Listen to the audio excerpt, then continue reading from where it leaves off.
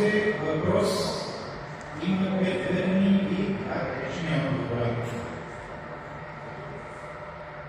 Верният отговор е его. Повтаря последните срички от това, което казвам някой и няма как да го забавя. Неговият днес е съждаван последния отговор.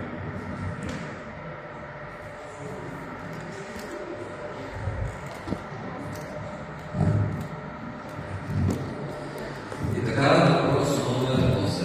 Също интересен. Слушайте внимателно. Ще чета самите това.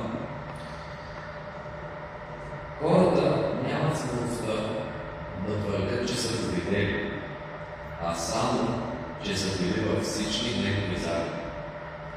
Никой не може да го види истински, да го разгледа следователски и проникновено. Човек би могъл да се представи, че Угърът е довърнал наведнъж Британския музей в Лондон, Галерията Uffizi в Флоренция и всички частни клиентски колекции.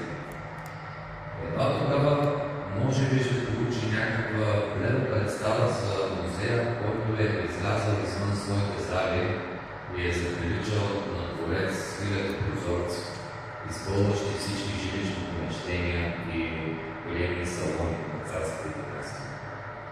Без да се преувеличава, пространството му може да се изчисли в километри, а минаването през залите да се счита за пълно.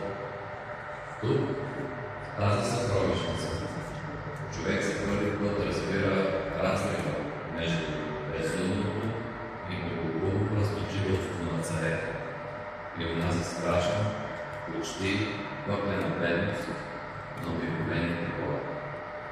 Уважаеми, знаеш ли, кое е този музей?